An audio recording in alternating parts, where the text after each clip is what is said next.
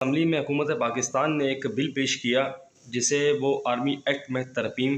کے لیے پیش کیا گیا، اور رات کو 11:30 کے قریب سینیٹرز کو بتایا گیا کہ ایک بل پیش کر رہی ہے حکومت اور آپ نے اس کے حق میں ووٹ دینا ہے۔ تو جناب ہمارے سیاستدان تو خوش ہو گئے کہ جی کوئی بھی فوجی آدمی جو کسی بھی حساس جگہ پہ کام کرتا رہا ہو وہ 5 سال تک پاکستان کی سیاست میں قدم نہیں رکھ سکتا۔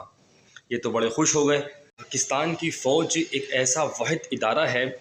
جس میں اگر آپ ایک دفعہ داخل ہو گئے، اگر آپ نے فوج میں شمولیت اختیار کر لی ہے تو آپ کا فیوچر بالکل برائٹ ہے، بھلے آپ پاکستان سے مخلص ہوں یا نہ ہوں، قوم سے مخلص ہوں نہ ہوں۔ پاکستان آرمی کا کوئی بھی عام سپاہی جب ریٹائر ہوتا ہے تو وہ پولیس میں چلا جاتا ہے یا کسی دوسرے سیکورٹی ادارے میں چلا جاتا ہے، اور وہ آرمی کی ریٹائرمنٹ کی مراد بھی لیتا ہے اور دوسرے ادارے سے تنخواہ بھی لیتا ہے۔ تو جناب اگر اس سے اوپر کے لیول پر جائیں تو وہ اسسٹنٹ کمشنر یا ڈی سی لگ کر آ جاتا ہے، اور اس سے اوپر لیول پر جائیں تو وہ پاکستان کی سیاست میں شمولیت اختیار کر لیتا ہے، اور سیاستدان بھی اسے اس لیے ویلکم کرتے ہیں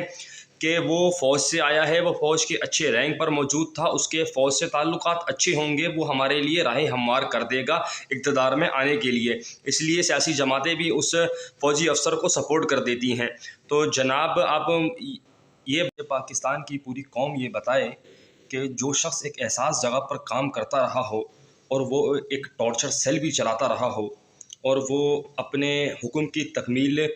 کا عادی ہو، وہ شخص پاکستان کی سیاست میں آ کر کیا کرے گا؟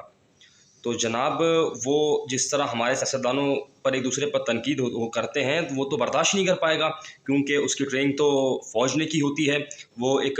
فوج سے آیا ہے، اس نے جو وہاں پہ ڈسپلین دیکھا ہے یا ڈسپلین پہ چلا ہے وہ ایک فوجی ہے، وہ ایک اسٹرک ہے، اور پاکستان کی سیاست میں تو ٹوٹل ہے ہی تنقید، تو کیا وہ ان کے ساتھ چل سکتا ہے؟ پاکستان کے سیاستدان اور عوام کو سوچنا چاہیے کہ پاکستان میں سیاست ایک سویلین کو ہی کرنے دینی چاہیے، کیونکہ پاکستان کی فوج سے جو شخص آ رہا ہے اس کسی حساس جگہ سے آ رہا ہے تو اس کے پاس بہت سے راز بھی موجود ہوں گے جو ان سیاستدانوں کے ہاتھ بھی لگ سکتے ہیں، اور وہ سیاستدان اس کا غلط استعمال بھی کر سکتے ہیں۔ تو جیسا کہ آپ نے ماضی میں بھی دیکھا کہ نواز شریف صاحب نے پٹھان کوٹ حملے پر بات کی تھی، وہی